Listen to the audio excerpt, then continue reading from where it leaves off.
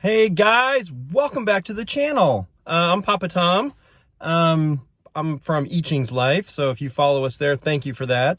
This is my adult daddy, father kind of channel that I wanted to keep some things a little bit off of the family channel that we have going on. So thank you guys for watching. I don't really have a lot of subscribers, so I think there's like 4 or 5 people watched my first video yesterday, and thank all of you guys. But anyways, what I want to do on this channel is I'm going to continue to try to learn to speak Bisaya, so I can communicate better with my wife's family and maybe partake in some more of their conversations when they're having stuff, or at least understand things a little bit more. So you're invited to come along with me while I try to learn a Bisaya word of the day or a phrase, okay? So today's phrase is brought to you by the very first person that commented on my very first vlog yesterday. So a big shout out and thank you to Arissa Ladaron. I hope I pronounced that right, Arissa. So she gave me a phrase, and I'm going to say this phrase for you guys so you can practice this today. You can probably practice it 4 or 5 times. And it's a great phrase because it's kind of what I do in real life. So in real life, I work at a this is real life. I work at a hospital. So for those of you that don't know, I work in the healthcare field. I'm a manager in the dietary department. I've been working in healthcare for probably 18 or 20 years or so.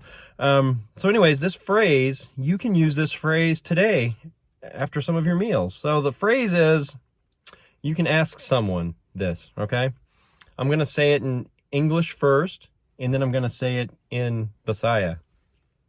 So in English, it's, are you done eating? Now to say, are you done eating in Bisaya, it is, Nahuman nakag kaon? Nahuman nakag kaon?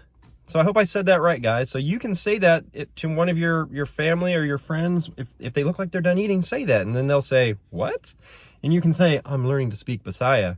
And they'll say, wow, that's amazing. What the heck is Bisaya? It's a dialect of Filipino. There's a couple different dialects. The Bisaya is one of the dialects. Tagalog is the other one. I'm not even going to try to learn Tagalog.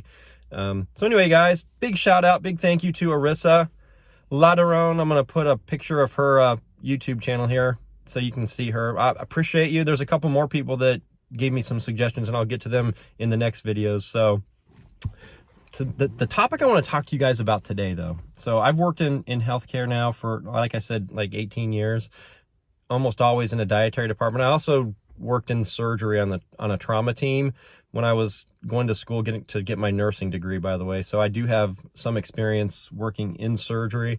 So I've seen things and I've experienced things that, you know, maybe one day we'll talk about them here. But anyways, in the food section, all right? So food's a big deal. So, you know, here's a little secret that you may not know, and this might come in handy for some of you. So if you're a parent, or if you just, you know, have stressful days, sometimes it's nice to just relax with a glass of wine at the end of your day, right? Raise your hand if you do that. I don't do it very often, but sometimes I really do. And I mean, I always have wine, and I'm always looking forward to it. You can get a glass of wine with your meals on your next hospital stay. Did you know that?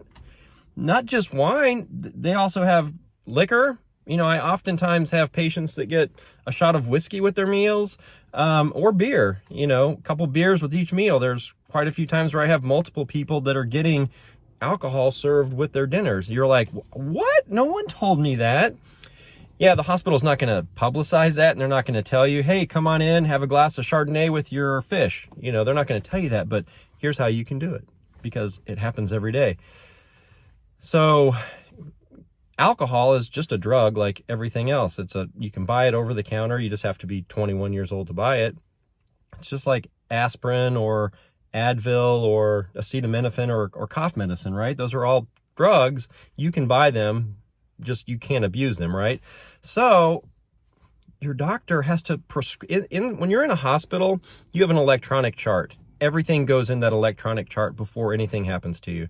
So when it comes to food, for example, your diet, there's a section for diet, okay? So your doctor's going to put in a diet. If he wants you to be on a regular diet, meaning there's no restrictions, or if maybe you've got high blood pressure or high cholesterol, he's going to have you on a low sodium diet or a cardiac diet. Or if you're diabetic, they're going to have you on a diabetic diet. So it's going to limit sugar and it's going to count your carbs so that your blood sugar stays even throughout the day, right? You know, if a doctor wants to give you Advil for pain, you know, maybe you say, listen, just a couple Tylenol, I've got a headache. He'll put that in the system in your electronic chart, and then you can have your nurse will go to the pharmacy and they'll get you a couple Tylenols or whatever the doctor's ordered for you. So the same thing can happen with alcohol, right? Now, alcohol is not really going to cure any ailment that you have, but a lot of times they'll put alcohol on a patient's orders if maybe they're an alcoholic and they don't want to go through withdrawals. For example, that's probably the main reason. But if you've got a good relationship with your doctor, here's what you tell them. Hey, listen, doc, you know, I know I'm coming in for that hip replacement surgery. After I'm done with the surgery and I'm recovering, a glass of wine really calms me down at night. And if there's a way I can get a glass of wine with my dinners in the hospital while I'm recovering before I go home, you know, then I'm more likely to have this surgery. And your doctor's going to say, a glass of wine, no problem. He'll put it in your order. Now, not every doctor's going to do that, but it doesn't hurt to try. So there you go. You can actually get a glass of wine or a shot of whiskey or something. Just, you know, convince your doctor that you need that to calm your nerves. Tell him you drink a glass of wine every day, and you might, you know, you don't know how you'll be able to handle your recovery if you can't have a glass of wine with your meals. And he'll say, oh, well, I don't want to cause any problems. And, you know, most of the time he'll put a glass of wine on there for you. So there you go, guys. Enjoy your glass of wine and cheers. Just drink in moderation, okay? Because, you know, alcohol can cause liver disease and other health issues. But, you know, as long as you're not abusing it there and it's, you know, get a glass of wine too. So a lot of times the pharmacy keeps the alcohol because that's a drug. So when it's ordered, you know, they'll put the alcohol, whatever it is, in a, you know, they portion out the medication and they'll send that up to the unit and then the nurses give it to you. But sometimes the dietary department keeps, you know, they have the wine down there for parties and things. They have the liquor. I mean, right now I have a bottle of Jameson, a bottle of Grand Marnier, you know, 5 or 6 bottles of wine. We always keep a couple cases of beer in the refrigerator because, you know, there's quite a few patients that get a couple of beers with each meal. So, but yeah, the first time I learned about this, I was in Las Vegas, and it was my very first hospital job. I was working in a dietary department, and I was on a weekend. So it was like a Saturday, I think, and it was at lunch. So a ticket printed up in the kitchen at like 10 o'clock, and someone called me and said, hey, this patient, it says they need 2 beers. I'm like, 2 beers? We serve beer to patients? I thought maybe it's a Las Vegas thing, because I lived in Vegas for 2 years, and Vegas is a fun place to live. So maybe alcohol comes with all meals in Vegas. I didn't know. So I called someone. I called one of the dietitians. I'm like, hey, this patient's got beer ordered. She's like, oh yeah, you just need to run down to the gas station on the corner and get a 12-pack of Budweiser or something. I'm like, really? So I got in my car and I drove down to the gas station at like 10:30 and grabbed a 12-pack of Budweiser, came back and sent those beers up. So ever since then, every hospital in America that I've ever worked at, from Las Vegas to South Dakota to Texas to here in Florida, quite a few hospitals, there's always been a couple patients a week that have alcohol ordered for them. So, you know, there you go, guys. You too can have a glass of wine, or, you know, maybe you can convince them to put a bourbon on there or something. You know, whatever they have, they'll give to you. Hope that helps some of you out there. I know if I'm ever going to have a surgery, I'm going to try to get my doctor to order me a nice glass of Merlot. I love a good Merlot. Guys, I'm on my way to work. Going to stop at the post office. I've got 3 things I sold on eBay last night. So one of my videos I'm going to put up, you know, I like to go to estate sales, and I'm going to show you some of the things that I've found and bought there. And, you know, how easy it is to list them and sell them on eBay. So if you're looking for a way to make a few extra bucks, and who isn't, right?